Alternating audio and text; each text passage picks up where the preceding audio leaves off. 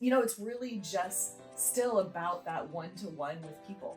Even despite all of no matter how big the company is, no matter how much money they make, no matter how famous they are, it's still about, do you have a connection with the person, and are you able to help that person with that thing? It's because no executive is successful unless the people below them are successful. So he's stuck where he is because he can't get other people to come up to this level so he can elevate. Right. Which is really what happens. It's like an upward pressure in an organization. If you can teach other people what you do, they will rise up and then you will elevate. That's just naturally what happens.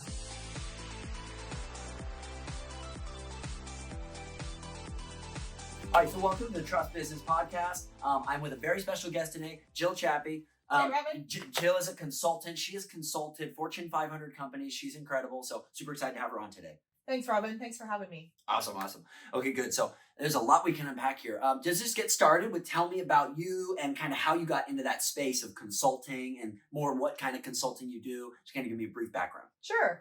So when I was in school, I was learning about business. So I got a business degree and I went and I studied in Spain and I did all these economic studies. I'm like, yeah, business is awesome. Like I really love learning about business, how it works, how do people make money? And the studies that I did in Spain were the effect of the Olympics on the Spanish economy.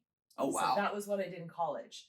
And then I came out of college and I was like, I really want to add a people element to this because, of course, what you immediately realize in business is that it's a lot to do with people. Yeah. And so I was like, how do I do this? How do I combine these two things? So I ended up getting a master's degree in sort of a people field, which is social work, which is weird and random, and it doesn't necessarily correlate to business. But I was able to blend those two things. And after my master's degree, I got a job with a woman who was the executive coach for Michael Dell, as in Dell Computers. Yeah. And so when I started working for her, I was able to blend these two things, like my knowledge of business and my understanding of the economic impact of things, with how do you work with people and get them motivated and working towards making your business successful. So ultimately, that is how I started in being an executive coach and working with large companies. Like Dell was one of my first. Wow. Yeah. That's wild. And then, okay, so you were talking to me and we were talking about you've consulted for Google, you consulted for Facebook, for Gap. Yeah. I mean, that is just wild. Talk me through like going into a company like that's already obviously such a big name and probably the people who you're going to be dealing with, because you're mostly, coaching with people, the people you're going to be dealing with are these big executives of these companies. Yeah. How do you go about that? Like, what is your process? And wasn't that I don't know, isn't that kind of scary even after doing it for a while? It can be. It can be intimidating, especially when people are, they're billionaires and they're influential and they're, people you see on covers of magazines, etc. But I always feel like if you've seen the movie Jerry Maguire, he's like, I'm the one who's off to the side of the photo and cut out of the photo. That's sort of like me. But the funny thing about places like Gap or Facebook or Google is that they have tons of executive coaches, actually. Right. And so their executives have relationships with various people and different coaches cover different areas. So, it's really just still about that one-to-one with people, even despite all of no matter how big the company is, no matter how much money they make, no matter how famous they are, it's still about, do you have a connection with the person and are you able to help that person with that thing? So, for example, a lot of the executives that I work with, they want help with how do they message things, or how do they have executive presence, or how can they message something to the board that they want to say that they haven't been able to get the point across, or they haven't been able to achieve something that they want. And that's the type of coaching that I do. Wow. That's very, very interesting. My goodness. Yeah. So when you're sitting in front of one of these guys and they say, how do I message something or whatever? I mean, how do you coach them through that? They want to message something to the board. Like, what is your process like to help them with something like that?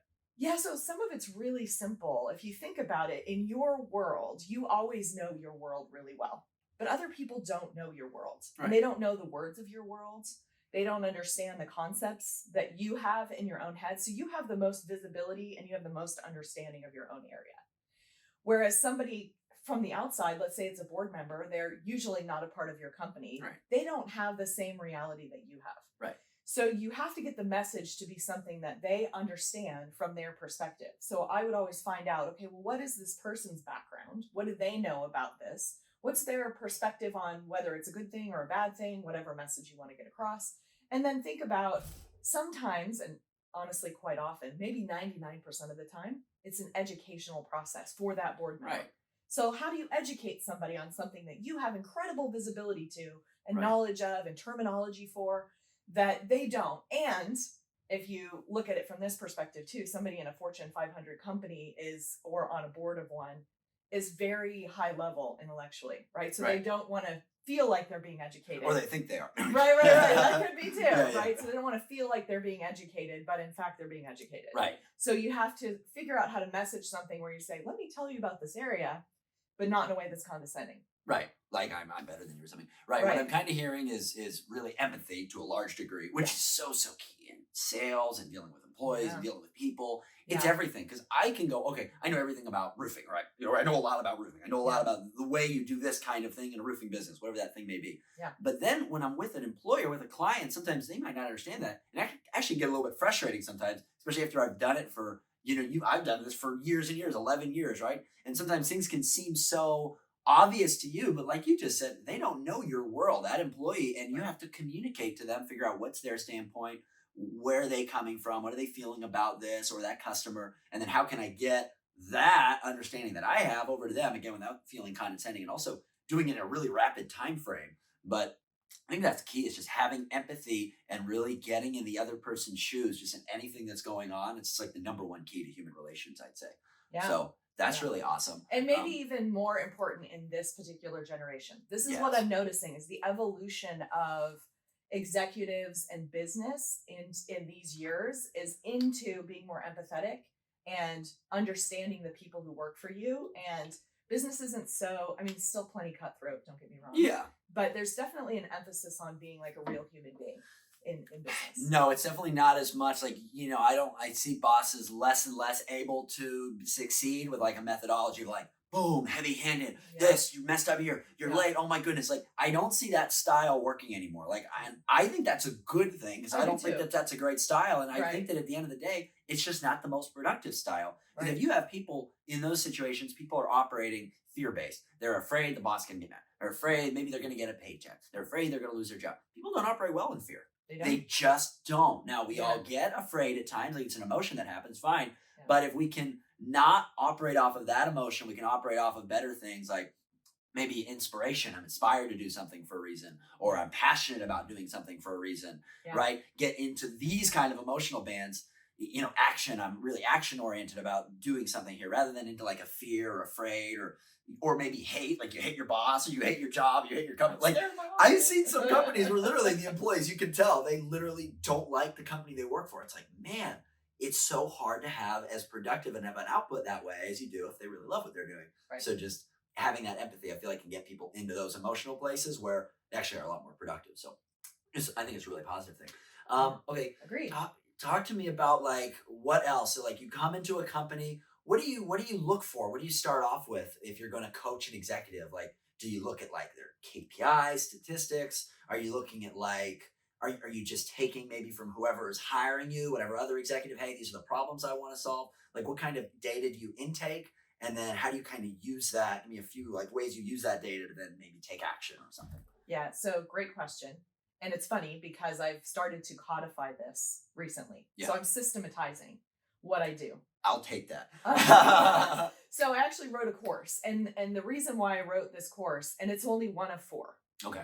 But basically what I'm doing, because it relates to the thing we were just talking about, which is empathy, is I'm looking at, so what are the problems that executives run into in a business? And then I'm backing it up to what they need to do on their team to be able to be successful as executives, because no executive is successful unless the people below them are successful, right? So basically you get an executive and they're like, hey, I really want to scale. That's the biggest problem that I run into. I really want to scale. I want to grow my team, right? I want it to be bigger. I want it to be 10x what it is. So I'm running $1 billion business unit right now. I want it to be 10 billion. This is what people think about, right? And how do I do that? Because right now I have no time. Right. So how do I manage this? Well, it's impossible without other people. 1,000% impossible. Right.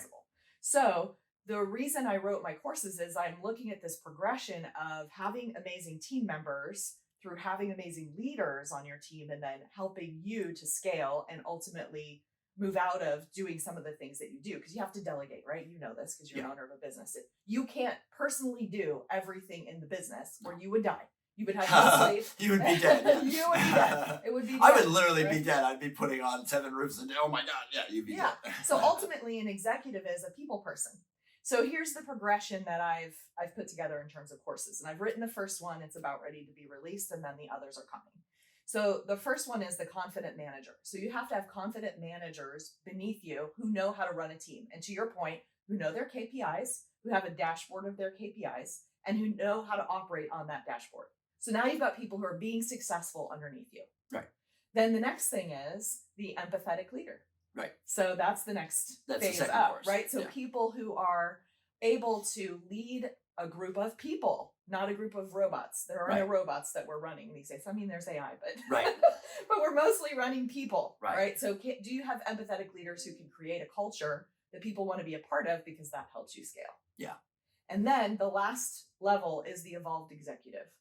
So the evolved executive is able to run people who are leaders, who are empathetic, also help them to be confident managers. So you see that then the business can grow like this, right? And it can expand. So that's my idea of what the progression is for an executive. And so I'm putting this all together so that when I go in to work with somebody, they can say, okay, here's my problem. My problem is delegation, or my problem is my team doesn't know what they're doing, or my problem is the culture's bad on my team. Great. Okay, you need this level and handle this. Or I need your people on the team to take the confident manager, and then they can be able to, have their dashboard, follow their metrics, etc. And bam, off you go. Right. But the biggest problem that I'm running into right now is people who are incredibly successful and haven't even acknowledged it. And they don't know how to mentor and teach other people to do what they do. Because that's the main thing. Maybe there's a lack of confidence, or not feeling like they should teach because they're not sure they're really that good at it, or something like that. I think that's some of it, but honestly, the one I see the most is, why doesn't that person get that? I've been doing that for 5 years. Haven't they watched me do it? It's that simple. Right. This person, I have a perfect example. I have a CRO, a chief revenue officer that I work with. And he's got this person who's worked with him probably through 3 different companies, probably 15 years. Yeah. And he goes, hey, this guy, why doesn't he do exactly what I do? I've shown him all these years. Well, but he hasn't really coached that guy to do it, and said, okay, and codified it, right? Here's exactly my system of how, if this situation comes up, here's how I handle it.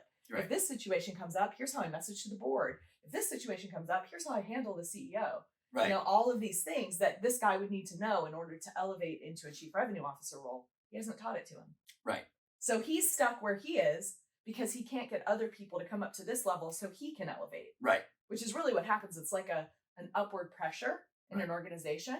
If you can teach other people what you do, they will rise up and then you will elevate. That's just naturally what happens. Right. And I feel like one thing I run into on this, because it's obviously something I'm constantly working on doing a lot of, is sometimes you can kind of, to your point earlier, you can explain how to do something, but not thoroughly enough, and not, again, in an empathetic way, and also in a patient enough way to understand maybe how many times this might have to be gone over, or in what fashion. Maybe it needs to be in writing better, maybe it needs to be clearer, maybe it needs to be coached, maybe, right? There's so many different ways you can go about it. And if you have a person in front of you who's like, I call it, like, it's an able and willing person, like it's a good person who wants to be there to work. Right. If that's a good person who wants to work and they're smart enough and qualified enough for the role you're trying to place them on, then really, then now it's on you, and it's on your training as a business owner, as an executive, or whatever it is. Yeah. It's like, it's on you. So if you haven't gotten them to be at the level you want them to be at yet, but you're saying, yes, they're qualified, well, then, it's on you. Change the message, change something about the way that it's trained, change something, because at the end of the day, you should be able to get them there, I would say. So, yeah. I have one executive who got so brilliant about this. And so a lot of the companies I work with are, they're in what's called the unified communication as a service space. Yeah. So what SaaS is, it's software as a service, right? That's like QuickBooks or something like that. So unified communications as a service is like Zoom. Yeah. So a lot of my companies that I work with are Zoom competitors. So there's this conference that a lot of them go to called Enterprise Connect. This is where they all go, and it's for enterprise businesses. So if you have enterprise software, enterprise communication software, you go to this and you kind of present what you do, and it's booths and the whole thing, just like you have roofing shows, right?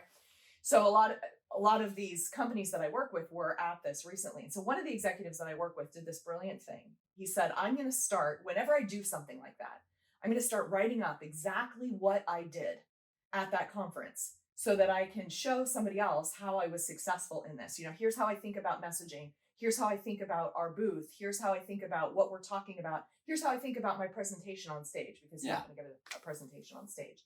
And it was brilliant because every member of his team. So then he did it like a newsletter to his team. Yeah. Hey, I went to Enterprise Connect. This is how it went. Here are all the things that I did. Here's how I think about X, Y, and Z. Right. So that any member of his team can grab it and go, oh, this is how I should approach Enterprise Connect. Right. Because he was successful. It's like, it's like business journaling. That's Yeah, what I've heard someone else kind refer to of, it too. It's yeah. business journaling. It's like, Yeah. okay, you succeed in business is the way to succeed. Yeah. Write it up so someone else can do that. You Right. fail in business and maybe you figure out a way to not fail again, or you figure out a way to deal with that problem. Yeah. Write it up and now other people can do it, and do it in such a way. I find when doing this, make it simpler is better relatively. I mean, it's got to have enough detail, but make it so that somebody else could really just see it and understand it and then actually utilize it. But it's like business journaling.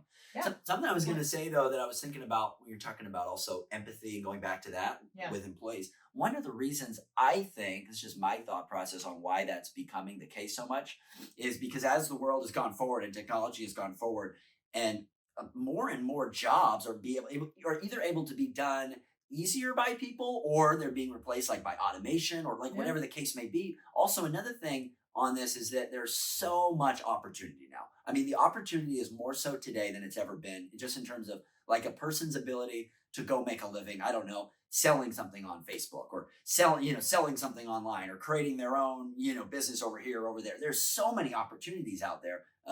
Go do gig economy, Uber, Lyft, this, that, right? So the opportunities are so wide that someone can do that it's no longer just about how much you pay somebody, right? Because that used to be like the big thing. Oh, I'm an employer and I pay, so people will work for me. Well, not necessarily now, because they could just maybe go Uber and maybe make the same amount of money, or go sell something online, sell some t-shirts and promote it. And maybe they can make money that way, or open their own cleaning. I mean, there's just so much out there, right? People can do. So I feel like in that kind of a day and age, it's so, so important, again, to find that culture, like that empathy as a leader, do things like this. That's how you need to retain employees now, rather than just, it used to just be, oh, I write them a check consistently every week and I can retain employees. It's just not that way anymore. People, are in the workplace, they're really looking for like a little bit of a different thing now, more than just that. I feel like it's been a change I've seen. I agree. And people are also looking for the ability to learn something on their job. This is what I have. Most people in teams in these companies, they ask me for, how can I learn to be like this executive? How can I learn these skills? Because it's not like there's some school that you can go to. Okay, you can get your MBA, right? So Master's in Business Administration. But did you learn how to manage a team? Like the people on a team. Did you learn how to build a culture on a team? Yeah.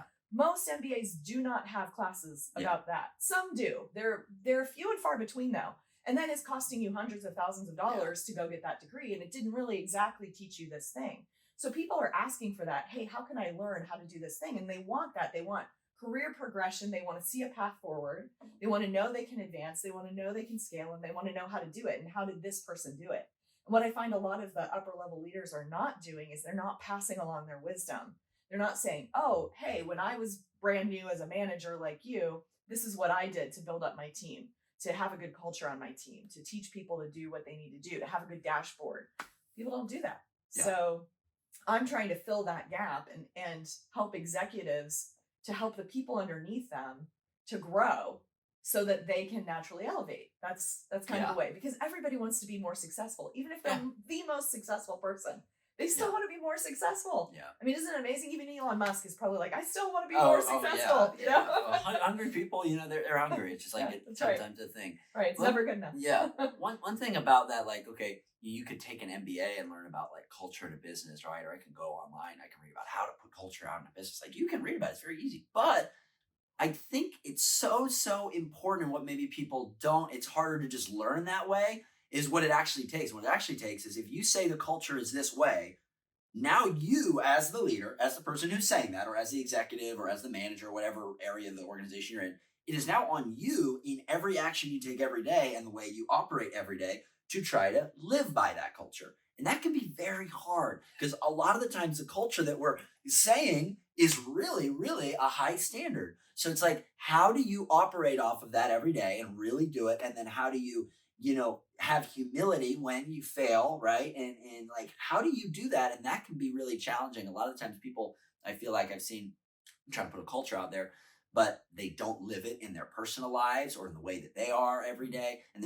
if that's you, and then you're trying to have your team do that, then forget about it. It's just not going to happen. So some of that, like, kind of untangible, just personal responsibility and how you go about that kind of thing can be kind of, it can be kind of tough to learn, but you still can learn it for sure. It's just, I find that is really a key in culture stuff. Yeah. And I think anybody at any level struggles with that. It's about Yeah. being a role model. Yeah. It's about having personal responsibility for the culture of your team. And then it's also about your brand. So I just did an exercise with a group.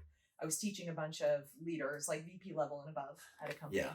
And we were talking about your personal brand, like your image. What is it that you want to be known for? And I had a couple people be volunteers for it and say, okay, these are the 3 words that I think describe me. And then I had the group who knows them really well say, okay, what do you think are the 3 words? And so I didn't have the leader share yet, right? I just had the group share. So then it was in a word cloud. Oh, okay, here are the 3 things that we think describe you as a leader. Yeah. Every single one of them was surprised.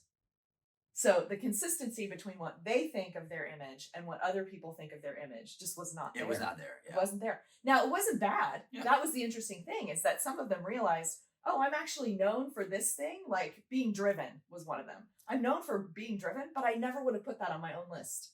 Isn't that interesting? Yeah.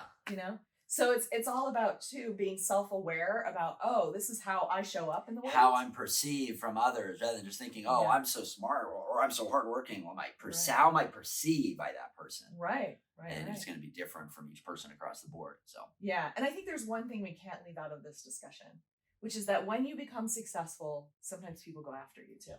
Yeah. Right? Oh, yeah, that's very true. Yeah. So this is a lot of what I deal with my clients, is they've come into a position of power and somebody or something is trying to take them down. It's life, right? Like you look at any celebrity, you look at any famous business person, any successful person, they've had their haters. It's just a reality. So that is part of what I look at too and help them deal with, is just, so one thing could be, maybe there's some element of truth to what you're being hated on for. And if you're not being a great role model and you need to fix something, or your ethical situation isn't the greatest, great, let's fix it. Right. But if it's not that, and you're doing fine actually, and this is just a phenomenon of what happens in society. Right. All right, well, let's address that then. How are we going to handle that so that you don't? How do you tend to coach people to handle that? Like, because there's multiple ways to deal with that. Some people, what I see, some people get really overly focused on that hate that's coming in. And that, for me, I make that mistake. I've made it many times, right? It's hard to avoid, but I feel like that's a mistake, is focusing too much on that hate. But it can be hard because it's there, and it's something that's really, it can, like, if you're a decent person, you really are trying to do good and you're getting that, it can be really hard on you, right? Because you don't want to create that effect out there. So what do you coach people to do in those situations? Well, it's definitely personal to each person. Yeah, it depends on the situation. Yeah. But what I would say is that in general, you're right. Don't focus on it too much. Now, where it gets tricky is if it's somebody in your organization, and let's say you're the chief marketing officer and it's actually your CEO who's doing that to you, because that happens. Yeah. It really happens. Tough. Yeah. Right. So sometimes that person goes, all right, well, I'm not in for this. I don't want this culture. And they move companies. Right. And I completely get that. It's not always the solution, by the way. Right. Sometimes there's just some personal thing between these two people where they need to sort it out and stop bothering each other, essentially, and get aligned on what is their goal, because sometimes it's a lack of alignment or something like that can cause it. So you have to really assess, is that person who's hating on me, are they actually trying to be destructive, or do they have a different idea of the world than I do? They're trying to do something different. We're not aligned on goals. And this is one that happens too. It can also be that they've heard some gossip about me, like some crap, whatever. Oh, this person is blah, blah, blah that way. And, and the CEO gets that stuck in their head, and then they come after the chief marketing officer like, oh, I heard you're blah, blah, Poor marketing officer. I know, this poor guy, right? But so you can also dispel myths like that. You can handle the gossip. Right. So that's another thing. So there are probably, 6 or 7 different things that you could do. One is ignore it completely. If it's outside your company and it's just some random hater, who cares? Right. unless it's hurting your confidence, in which case, or let's unless address there's that. truth to it. Like they say you did this, and you're like, well, maybe there's some truth to it. Well, then Right. you need to look in the mirror and fix it, right? Right, yeah, you've got to address it in that case. But if it's somebody inside your company and it's causing a problem of alignment or goals or keeping you from being successful in the company, well, then that's maybe a little more complicated handling, but it can be done. I've seen it done. And then sometimes, you just say, this isn't the culture I want to be part of. Right. And what do I want to create in my life? And maybe it's somewhere else. And That move on. happens too. Yeah. Agreed. Okay, Jill. Well, thank you so much for being on. We could talk for probably hours and hours. I know. You're so awesome. Thank you. If anybody in the audience wants to learn more about you or what you do, your consulting. I mean, I know you mostly consult big companies, right? But either way, what's the best way to look you up or find out about your company? Definitely becoachable.com. And I do have a podcast as well. Oh, you do? Oh my gosh. Yes, Okay. there's a podcast on there. And so that would help anybody who wants to learn more. And then when the course comes out, that will be on the website. Awesome. We'll put a link on that in the description. Thank you Great. so much for the time, Jill. Thanks for having me Okay. here.